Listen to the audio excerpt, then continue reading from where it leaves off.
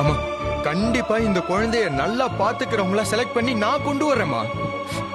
அம்மா தத்து கொடுக்க மாட்டேன்னு மட்டும் சொல்லாதீங்கம்மா ப்ளீஸ். இல்ல குட்டி, நீ தலைகீழ நின்னு தண்ணி குடிச்சாலும் இவனை என்கிட்ட இருந்து இனிமே பிரிக்க முடியாது.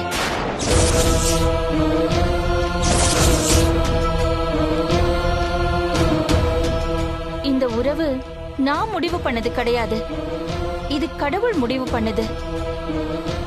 மனுஷங்க நம்மளால ஒண்ணுமே பண்ண முடியாது.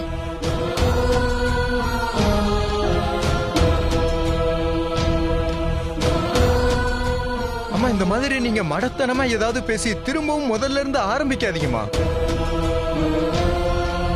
அம்மா இந்த குழந்தைனால தானம்மா நம்ம குடும்பத்துல பிரச்சனை வருதுன்னு தத்து கொடுக்க ஒத்துக்கிட்டீங்க நீங்க. அம்மா வந்த ஒருத்தன் சரியில்லைங்கிறதுனால நீங்களும் மனசை மாத்திக்கிட்டு திரும்ப இந்த குழந்தைய நானே வளர்க்கிறேன், இது கடவுள் கொடுத்ததுன்னு ஏதேதோ சொல்லிக்கிட்டு இருக்கீங்க. அம்மா இது சத்தியமா கொஞ்சம் கூட சரியில்லைம்மா. குட்டி, நீ என்ன கட்டாயப்படுத்தினதுனாலதான் நான் இந்த குழந்தைய தத்து கொடுக்கறதுக்கு சம்மதிச்சேன்.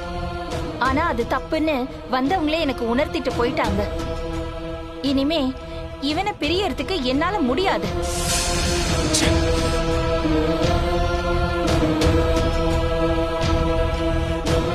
தயவு செஞ்சு தத்து கொடுக்கிற எண்ணத்தை இதோட விட்டுடு.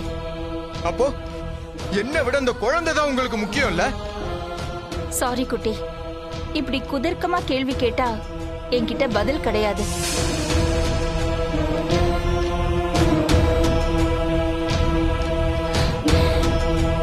இவனுக்கு அம்மாவுக்கு அம்மாவா அப்பாவுக்கு அப்பாவா இருந்து இவனை நான் தான் வளர்க்க போறேன். இதுல எந்த மாற்றமும் கிடையாது.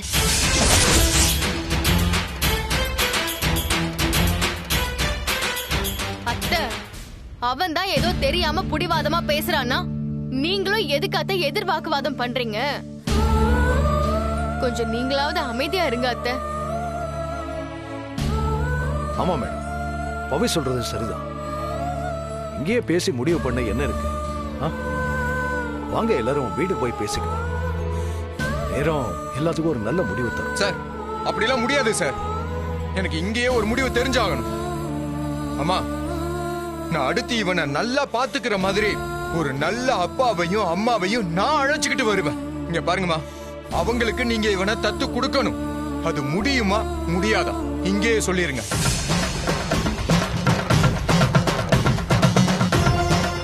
முடியாது. நான் கண்டிப்பா இவனை தத்து கொடுக்க மாட்டேன். என்ன மன்னிச்சிரு குட்டி. ஓ அப்படின்னா இன்னையிலிருந்து எனக்கும் அம்மா இல்ல.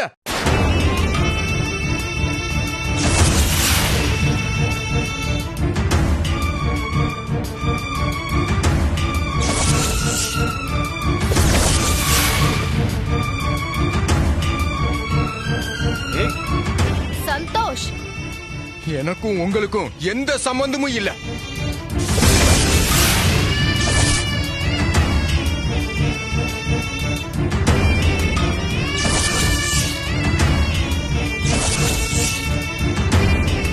நமக்குள்ள இருந்த அம்மா புள்ள உறவு இந்த நிமிஷத்துல இருந்து அருந்து போச்சு.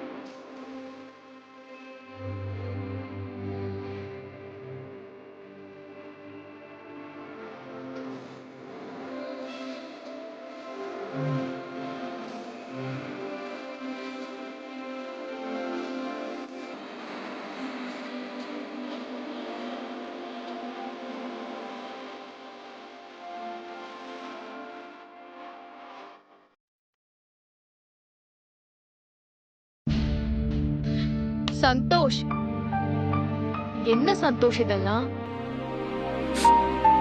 பவி, அம்மா எவ்வளவு பிடிவாதமா இருக்காங்க பாத்தியா? அந்த குழந்தை தான் முக்கியம்னு சொல்லி என்ன தூக்கி எரிஞ்சிட்டாங்க. அதுதான் என்னால தாங்க முடியல பவி. எனக்கு ரொம்ப பயமா இருக்கு சந்தோஷ். நீ வந்ததுல இருந்து அத பத்தி தான் யோசிச்சுட்டு இருக்க. இது உன் ஹெல்த்துக்கோ சரி, நம்ம லைஃபுக்கோ சரி, எதுக்குமே நல்லதில்ல. பவி, அந்த குழந்தை வந்ததுல இருந்து எனக்கும் அம்மாவுக்கும் இடையில இருந்த இடைவெளி அதிகமாயிடுச்சு. அதனால தானே நான் அந்த குழந்தைய தத்து கொடுக்கணும்னு கேக்குறேன். நான் சொன்ன அம்மா கேட்பாங்க, எனக்காக எதையும் விட்டு கொடுப்பாங்கன்னு நினைச்சேன்.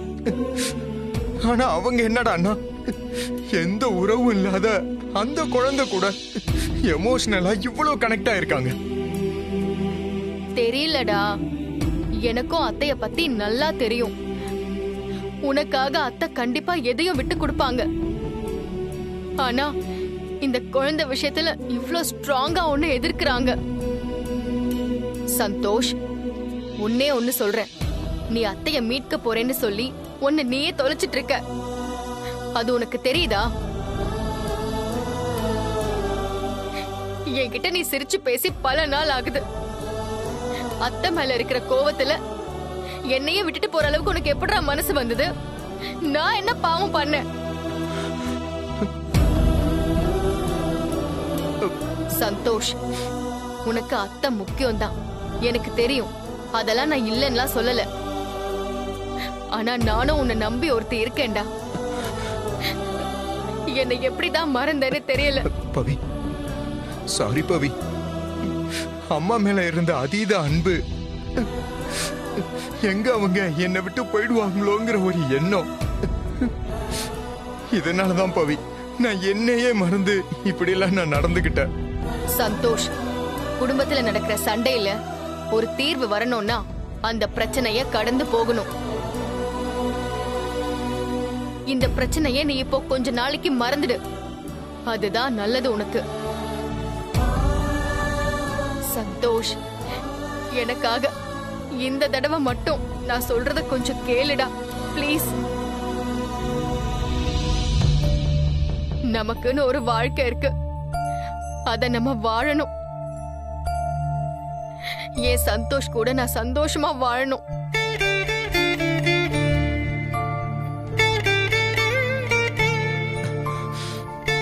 நீ சொல்றது சரிதான் பவி. நான் என்ன பத்தி மட்டுமே யோசிச்சு அம்மா பின்னாடியே போய்கிட்டு இருந்துட்டேன். இந்த பிரச்சனையில உன்னை நான் மறந்துட்டேன் பவி. என்ன மன்னிச்சிரு. அம்மா அவங்களுக்கு பிடிச்சதை செய்யறாங்க, அது அவங்களோட இஷ்டம். பவி, இனிமே என்ன அவங்க பிள்ளைய நினைச்சு எப்போ அவங்க என்கிட்ட வர்றாங்களோ அப்போ வரட்டும். இனிமே நான் அவங்கள ஃபோர்ஸ் பண்ண போறதில்ல. பவி, எனக்கு என் அம்மா எவ்வளவு முக்கியமோ அதை நான் தெரியப்படுத்திட்டேன். அது போதும் பவி. இனி சத்தியமா இந்த பிரச்சனையை வச்சு நான் உன்னை கஷ்டப்படுத்த மாட்டேன். நாம நம்ம லைஃப வாழணும். I promise you, I never leave you anymore.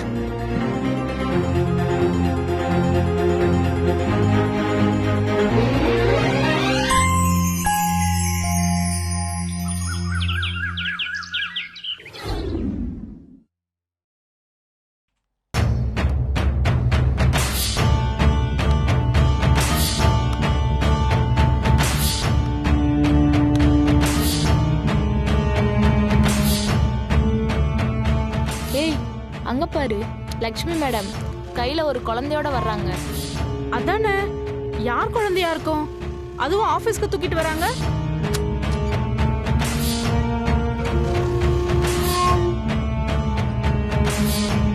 ஒருவேளை குழந்தை ப்ரோக்ராம் பண்ண ரியாலிட்டியா இருக்க குழந்தைய கொண்டு வராங்களோ நம்ம. ஹலோ, அதெல்லாம் இல்ல, ஏதோ அனாதை குழந்தையா, அது அவங்க தத்தெடுத்திருக்காங்களாம், அவ்வளவுதான். தத்தெடுத்து வளர்க்கறதெல்லாம் சரி, ஆனா குழந்தைய ஆபீஸ்ல கொண்டாந்து வச்சுக்கிட்டு எப்படி ஆபீஸ்ல ஒர்க் பண்ண முடியும்? அதான் எனக்கு ஒண்ணும் புரியல. யாரோ ஒரு அனாதை குழந்தையெல்லாம் எடுத்து வளர்க்குற அளவுக்கு அவங்களுக்கு பரந்த மனசெல்லாம் ஒண்ணும் இல்ல. அந்த குழந்தை அவங்களுடைய பேரன். பேரனா? அவங்க பையன் சந்தோஷ் இருக்கான்ல, அவனுக்கு பிறந்தது. ஓ, அனாதை குழந்தைன்னு போய் சொல்லி ஊரை ஏமாத்திட்டு இருக்காங்க. அப்படின்னா பவி மேடத்தோட குழந்தையா? இல்ல, அவங்க பிரெக்னண்டா இருந்த மாதிரியே தெரியலையே. ஈ, இது வேற ஒரு பொண்ணு மூலியமா அவங்க பையனுக்கு பிறந்தது. இந்த Z5ல வெப் சீரிஸ் எடுக்கிற அளவுக்கு பெரிய கதை.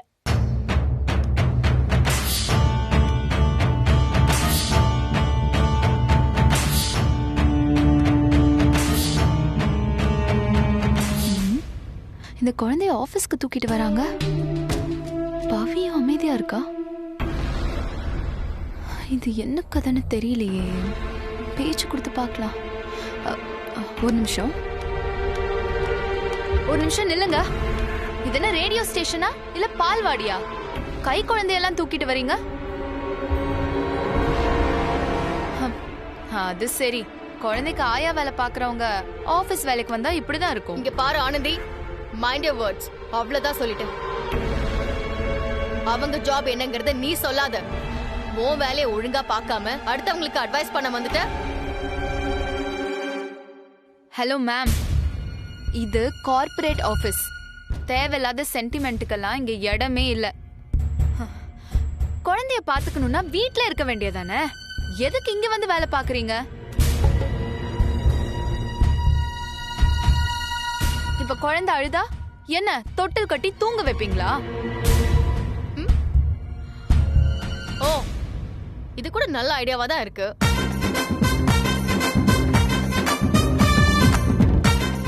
அத்தை, ரொம்ப நேரம் குழந்தைய கையில வச்சிட்டு இருந்தா வேலை பார்க்க முடியாது. நான் ரெடி பண்ணி தரேன், வாங்க.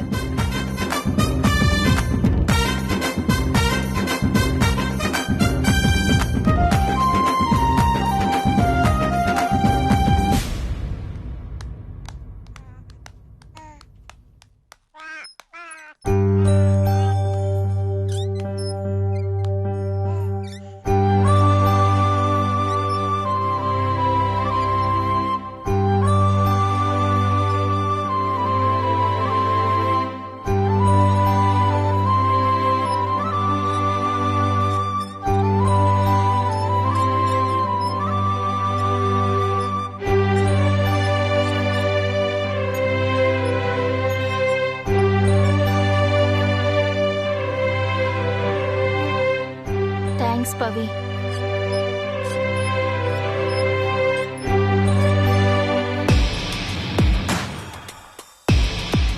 போதுமா?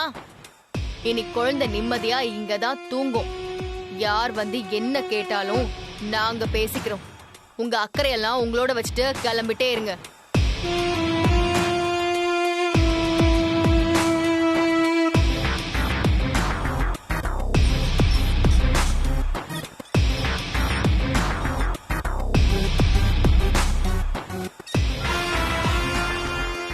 ஆபீஸ்க்கு குழந்தைய கொண்டு வந்ததும் இல்லாம என்னைய அசிங்கப்படுத்துறீங்க. ஜீவா சார் வந்த உடனே உங்களுக்கு இருக்கு கச்சேரி. உன் வேலை மட்டும் இல்ல லக்ஷ்மி, உனக்கு சப்போர்ட் பண்ற பவியும் இந்த ஸ்டேஷனை விட்டு போறா. Good morning sir. Good morning. அழக்கூடாது, இல்லனா பூச்சாண்டி வந்துருவான். What nonsense is this? Sir, Lakshmi madam தான் சார் வளர்ப்பு குழந்தைய ஆபீஸ்க்கு கொண்டு வந்திருக்காங்க.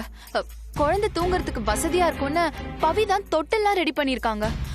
சார், நான் எவ்வளவோ சொன்னேன் சார், ஜீவா சாருக்கு இதெல்லாம் பிடிக்காது, வேலையில இருந்து தூக்கிடுவாங்கன்னு. அதுக்கு என்ன இன்சல்ட் பண்றாங்க சார்?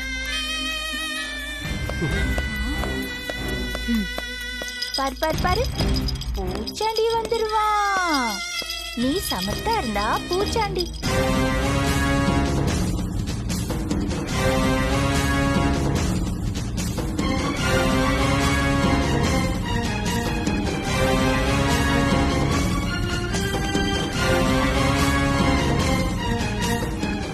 ஜீவா சாரை பார்த்துதான் பூச்சாண்டின்னு சொன்னாங்களோ? மாட்ட போறாங்க.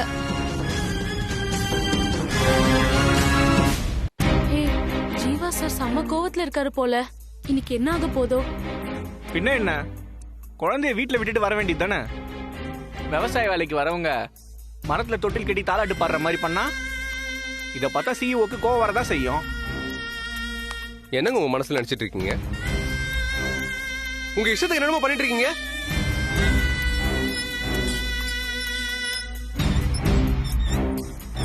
Don't you know the rules and regulations of this company? What do you think about yourself? உங்க மாமியார்ன்றதுக்காக நீங்க என்ன வேணாலும் பண்ணிட்டு இருப்பீங்களா? சார், குழந்தை இருக்கிறவங்க வேலைக்கு வரும்போது குழந்தைய கொண்டு வரலாம். அவங்கள பாத்துக்கிறதுக்கு அரேஞ்ச்மெண்ட்ஸ் எல்லாம் கம்பெனியே பாத்துக்கணும்னு ஒரு ரூல்ஸே இருக்கு சார்.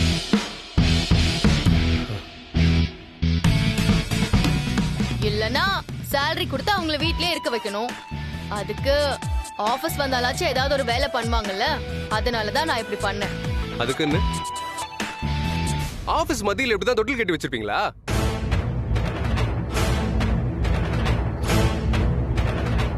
இவங்களுக்கு நாப்கின் மாத்துறதுக்கும் பால் கொடுக்கறதுக்கும் தான் நேரம் சரியா இருக்கும். ஏற்கனவே எல்லா வேலையும் அறகுறை, இதுல இது வேற.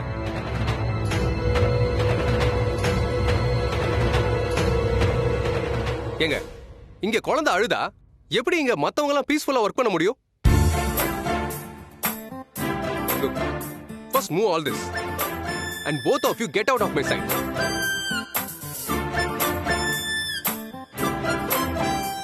என்கிட்ட எகத்தாளமா பேசுனீங்கல்ல, இப்ப என்ன பண்ண போறீங்க? Very good. இல்ல சார், அது வந்து no no no Jeeva, I will appreciate for this. வேலைக்கு வர பெண்கள் குழந்தைய வீட்டில் விட்டுட்டு வந்தா அவங்களோட கவனம் எல்லாம் வீட்டில் தான் இருக்கும். குழந்தைய பக்கத்துல இருந்து பார்த்துக்கிட்டா அந்த சந்தோஷத்திலே வேலையை ஒழுங்கா பார்ப்பாங்க.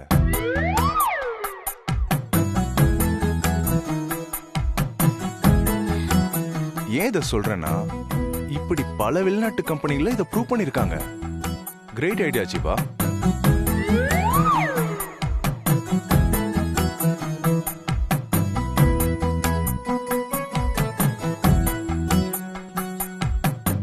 அதுவும் இந்த குழந்தைங்களோட சிரிப்பு அழுகை எல்லாம் பரிசுத்தமானது.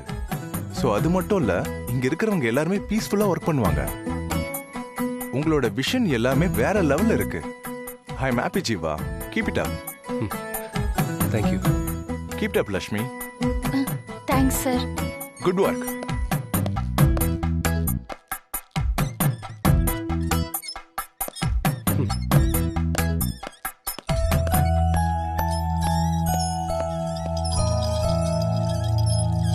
காத்து உங்க பக்கம் வீசுது, எத்தனை நாளைக்குன்னு பாப்போம். ஆமாமா, காத்து என்னைக்கும் எங்க பக்கம் தான் வீசும். கிளம்பு கிளம்பு.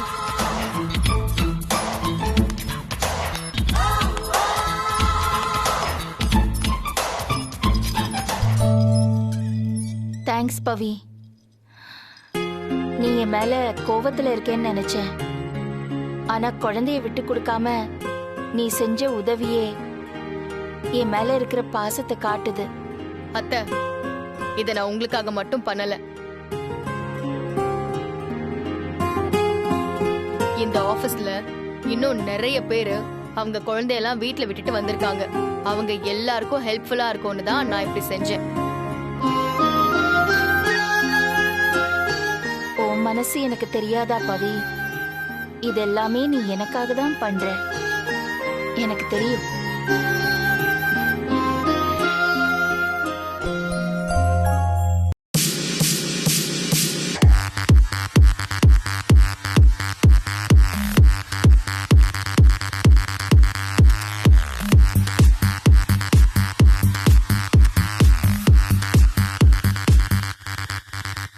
என்ன பிரச்சனை நடந்துட்டு இருக்கு எங்க வீட்டுல? இப்ப இங்க வந்து உட்கார்றது தேவையா? தேவையில்லாத ஆளுங்களை பாக்கிறதுக்கு வந்துட்டு. ஹே, அது உன் பிரச்சனை. அதுக்கு நான் சோகமாவே இருக்கணுமா? You need to face the consequence. ஓ, எது சொல்லுவ? உன் பிரச்சனை வேற இல்லை, என் பிரச்சனை வேற இல்லைன்னு. உங்க அம்மா எங்க அம்மா மாதிரி ஆண்டின்னு கூப்பிட மாட்டேன், அம்மான்னு தான் கூப்பிடுவேன் இதுக்கப்புறம்னு. இப்ப என் பிரச்சனை எங்க அம்மா ஆயிடுச்சுல்ல. ஒன்ன சொல்லி என்ன பண்றது? எங்க அம்மாவை சொல்லணும். ஹே, என் ஃப்ரெண்ட் இப்ப வருவா. அவ முன்னாடி இந்த மாதிரி புலம்பாத, அமைதியாரு. நான் யாருக்கிட்டையும் எதுவும் சொல்ல மாட்டேன். ஆனால் யாராவது என்கிட்ட பேச்சு கொடுத்தாங்கன்னா எல்லாத்தையும் கடகடன்னு சொல்லிடுவேன். நான் அந்த மூடில் இருக்கேன் இப்போ.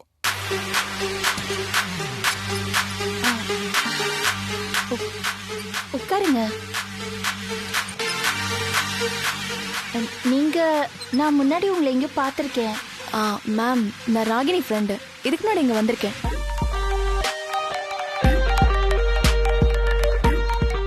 சரி, என்ன விஷயமா வந்திருக்கீங்க? எல்லாம் நல்ல விஷயமா தான் வந்திருக்கோம் மேடம். எங்கள் வாழ்க்கையில் நிறைய நல்ல விஷயம் நடக்குது, அதான் உங்ககிட்ட சொல்லிட்டு போகலான்னு வந்தோம்.